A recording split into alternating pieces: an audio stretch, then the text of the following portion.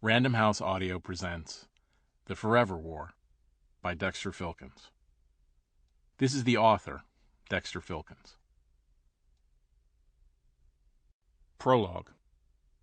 Hell's Bells, Fallujah, Iraq, November 2004. The Marines were pressed flat on a rooftop when the dialogue began to unfold. It was 2 a.m.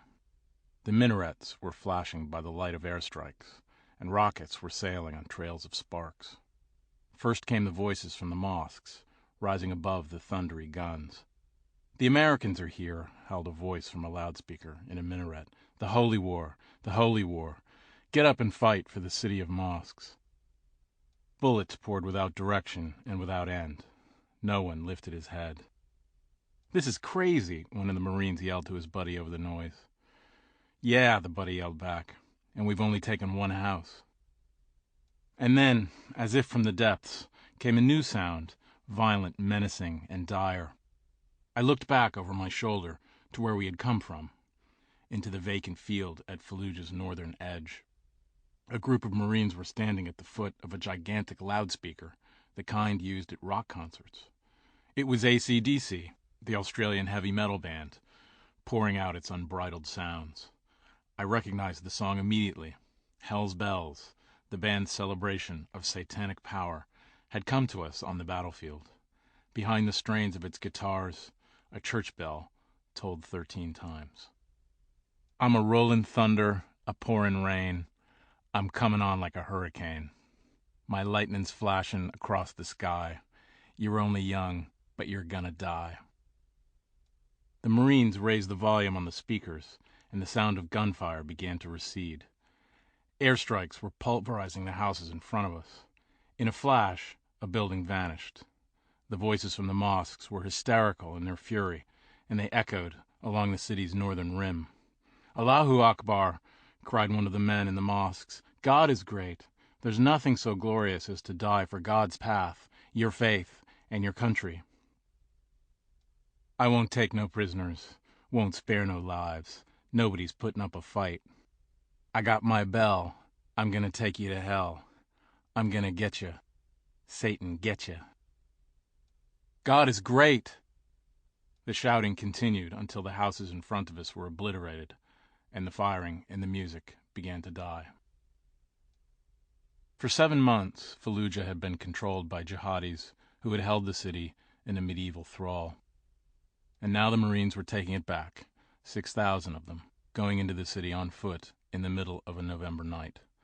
I was traveling with a company of 150 Marines called Bravo of the 1st Battalion, 8th Regiment. Ashley Gilbertson, an Australian photographer, was with me. We stepped into the blackened streets, and Bravo split into 3 columns, one for each platoon. We moved half a block before the mortar fire began.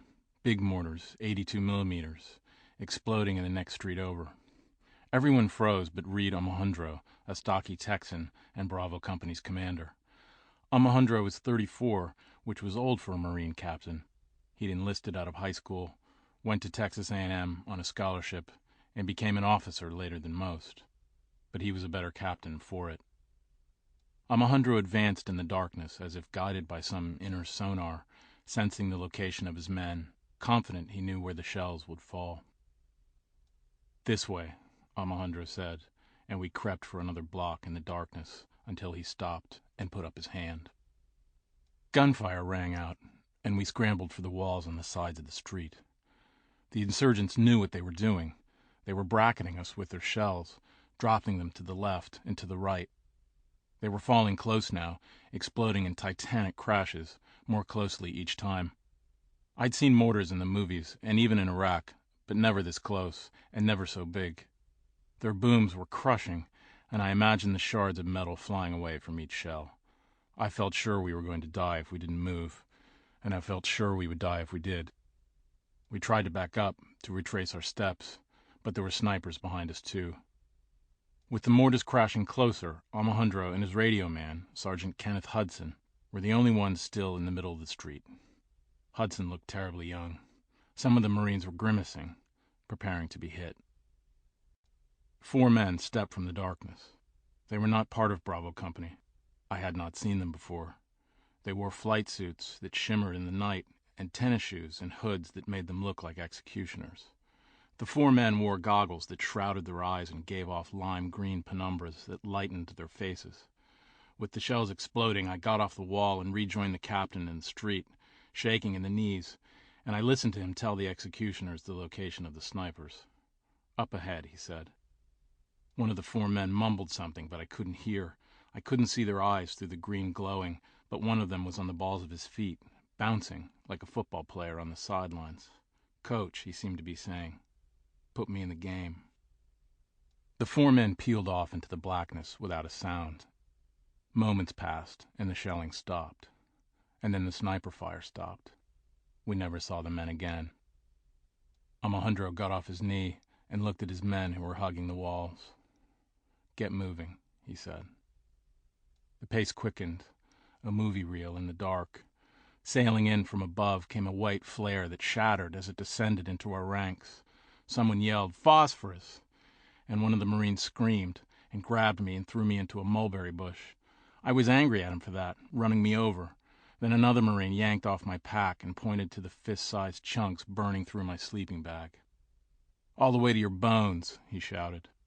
I threw the pack on my back and ran to catch the Marines, leaving behind me a trail of white feathers.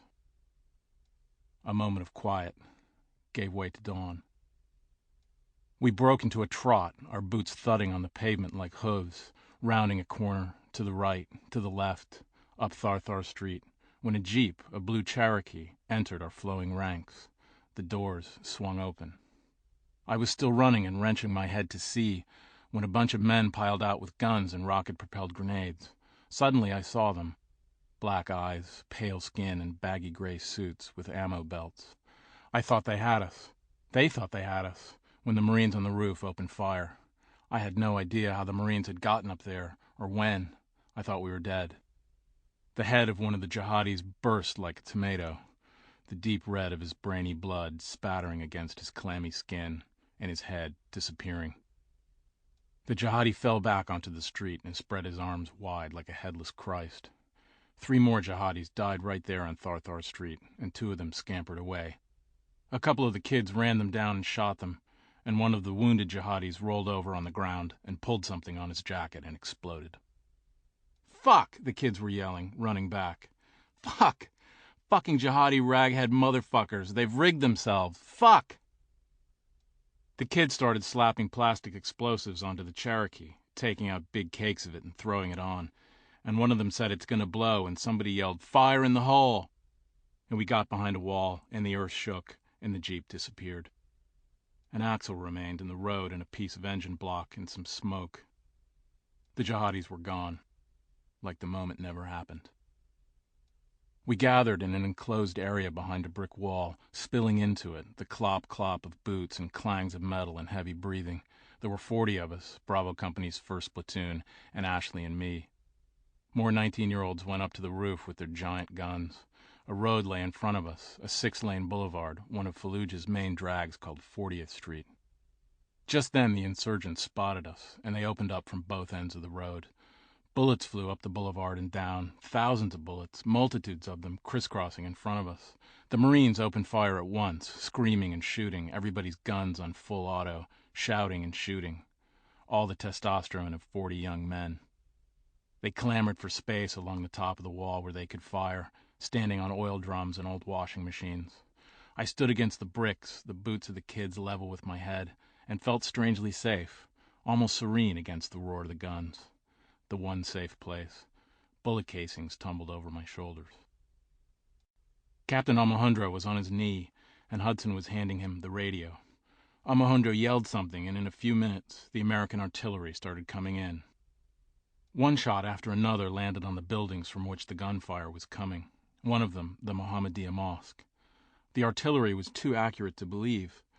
American guys a mile back were dropping 155mm shells right through the ceilings, one after the other, each one coming in with the whistle of a train. It was a clear day, and from my spot on the wall, I followed the shells with my eyes, the streaking black lines, all the way in. Without warning, Alejandro yelled, "Go!" and pointed into the street, and all the kids started Sample complete. Ready to continue?